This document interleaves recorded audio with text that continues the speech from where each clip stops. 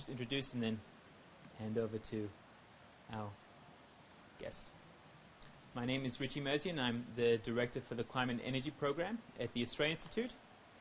And I'm joined by former President of Kiribati, President Anote Tong. I'll begin by handing over the floor to the President for a few comments. Thank you, Richie, for that introduction. And ladies and gentlemen, thank you for taking the opportunity to give me this opportunity to tell you my story. I'm here again in Canberra, but on this occasion at the invitation of the Australian Institute for International Affairs to talk about Pacific security in the age of superpower rivalry. And so that was the discussion we had yesterday. And the conference was about seeing what the current security threats facing the region. Also, but of course, climate change is very much a part of that.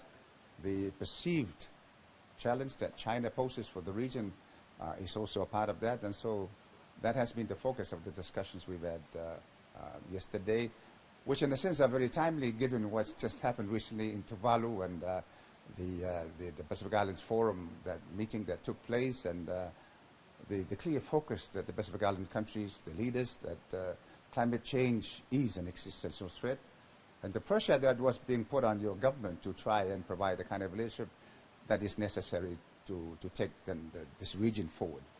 And so, in a sense, when we talked about that, and well, obviously over the last few days there's been media reports coming forward, some of the comments by the leaders following the Tuvalu Pacific Islands Forum meeting. And really the question is what does Australia, as a government and as a people, where do they fit in all of this, given the climate change challenge as a security issue for the most critical security issue for the Pacific Island countries, and the looming threat posed by the Chinese presence in the region. Let me maybe ask you to ask me a few questions if there is anything you want to follow up on this.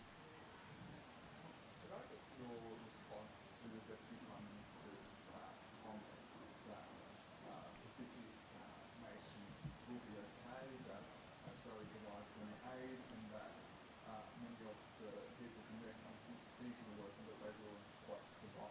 Yes. What's your response to that? Are they offensive? You know, I think the comments that have already been made by the leaders themselves, I think, reflect the kind of mentality, the thinking, the sentiments that we all feel to a comment like that. Personally, I don't see the relevance of the comment to what is the point in discussion, which is about climate change. I don't see how having jobs, picking fruit, would ensure the survival of people whose homes are being flooded out. And I think we need to be a bit more sensitive about what it is that we say, how it's perceived and heard by the people to whom we are directing the comments. So did you find those comments insensitive? Michael Polak has apologised for them this morning. Do you accept that apology? Yes, indeed. I think you would feel the same as we do. You know, I didn't think there was a call to make that kind of statement. It didn't contribute in any positive way to any kind of relationship that Australia has with its Pacific Island neighbours. And so, quite frankly, I don't see the point of the comment being made in the first place. Prime Minister Tuvalu has suggested that maybe Australia needs to rethink its membership of the Pacific Islands Forum, or that other Pacific Island leaders should look at moving on without Australia at that decision-making table. Do you agree with those sentiments? You know, I did make the comment as well, and but it's just a reflection of the what I thought were the sentiments coming forward from the leaders. And I've been in the same position. In 2015, I had the same experience at the forum in Port Moresby in Papua New Guinea, where we had a huge debate.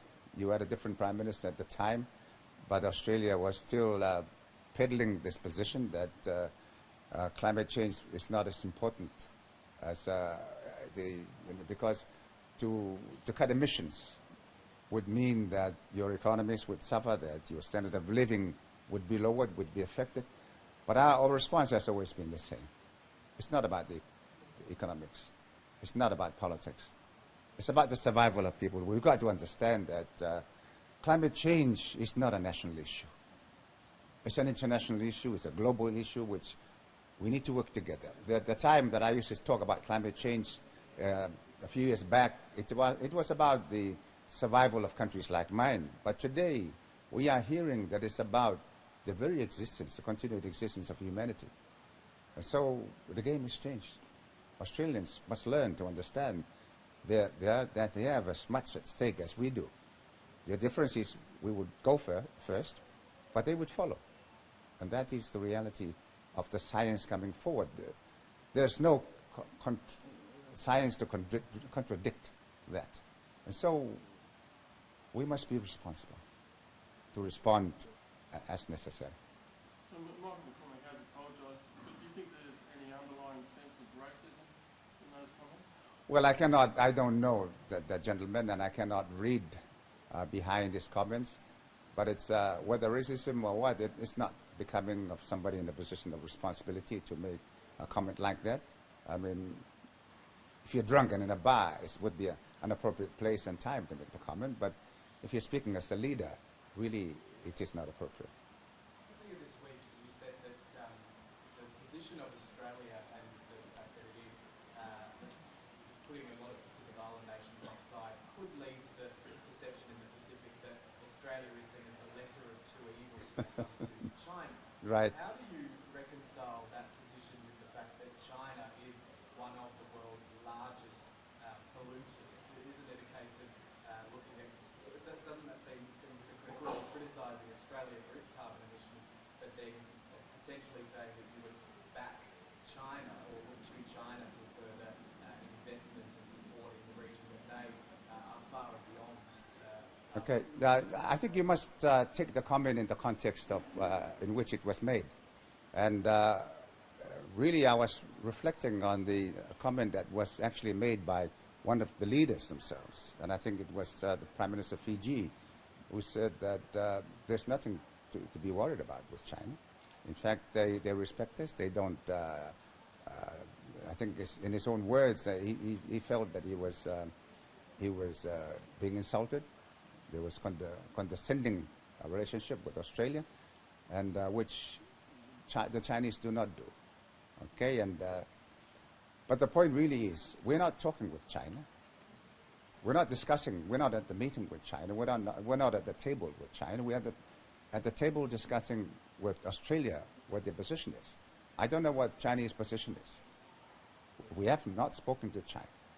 But if China was to come forward and say, we will carry on doing what we're doing, then of course China becomes the worst of the two evils, okay? But right now, the position that Australia has taken is doing it knowing, with all of the science that is available, that this would damage the future of our future generations. I cannot understand how one can know that and go ahead and continue to do what it is that contributes to that happening. I cannot understand it. Anybody with a sense of morality, anybody who believes he is a Christian in any way, must know and believe that it's not right. At the big conference, Scott Morrison said that we shouldn't be looking at countries that make carbon emissions with a nationality, and that Australia only emits around 1.3% of the world's carbon emissions. Is that a problematic kind of approach to take on this issue? No, I've always said that, well, let's not talk about numbers. Let's talk about the principle of the issue. And I think Australia is in a very unique place to provide the kind of leadership that is necessary to swing global opinion around. And it has every reason to do that, to provide that leadership, because it's got its neighbors, and I'm sure that I know if I was responsible for these people around me, I would do the right thing for them. I would not just brush them aside and say, you are inconsequential to my consideration, and therefore I refuse to do anything for you.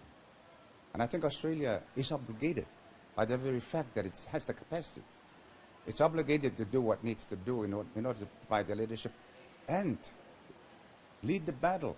Let's talk to China. Let's stop exporting coal to China. So China would not do what you say it's doing. You mentioned Christianity there before. Are you appealing to Scott Morrison as a Christian to take up the leadership role? I'm appealing to everybody as a human being. I think Christianity or whatever religion you have is just a part of being a human being. Okay, and we need to be good moral human beings. And if this is the moral thing to do, why are we not doing it? He's not doing it at the moment? I don't think so, because unless we dispute in all sincerity the science that's coming forward. But the science is very clear. I think you just put on your phone and you look up and you see the reports coming out every day telling us that the ice is melting in Greenland, the ice is melting in the Antarctica. Now, is that reason to be concerned? I believe so. How do you view China's renewed or strategic push into the Pacific? They are offering countries loans to build infrastructure. Is there, no doubt that development is welcome, but the Pacific Island nations cautious of what they could be signing up to by accepting those deals? Well, we must understand that we are in Australia and the Pacific Island countries are in different positions, okay? And if there is a gap left open, there is no reason why somebody should not move into that gap to fill it. And so China is not always perceived as a threat by Pacific Island countries. We're not at war with China. We will never be at war with China. So we're not a threat to China, nor do we always perceive them as a threat. And so I think it's about getting that kind of a partnership. And I think we believe we've always stood by Australia. I mean, we've provided the support at the United Nations votes, support of Australia. When Australia wanted to join the United Nations Security Council, it looked and got the support of Pacific Island countries. And on the basis that it would take to the Security Council climate change as a security issue. But if somebody else, if Australia would not do what we'd ask them to do, and somebody else would do it, what would you do? Would you reject the offer of assistance? I think we're just reacting as normal human beings. Would you have, just back to the environment, would you have any advice for Australians, like priority lists, how they can move forward? You know, I think the Australian people, I've been here many times, and I truly understand the sentiments that the majority of Australians have in terms of their partnership, the relationship, and also on the climate change issue. I was here before your elections, and the strong sense that I was getting was that climate change has become an item at the top of the agenda. But that was not reflected in the vote. Whatever the reason was for that, I don't know. But there will always be another vote, of course. But if Australians begin to understand and believe that climate change is a danger to them, as it really is, then they really need to do something about it. Yeah. Or would you have any practical things that, like a priority list for the environment, say? You know, I'm not always focused on the wider environmental issues. We have the issues of the ocean. I'm a passionate ocean advocate, but we need. But all of this is tied up with the climate, the globe being warming. Okay, so we need to attend to that, because the result is so wide-ranging and so global that it's not something that's going to happen overnight. But once it begins to happen, we will never stop it in time. And so, yes, I think we just got to be a lot more careful, respect what it is that's there, rather than regard it as our property to take and abuse. I think it's about respect for nature, respect for people, respect for everything that's been created that's good for us. Okay, thank you very much indeed. Thank you. President Tong, I might just add one more thing, if that's all right. Yes.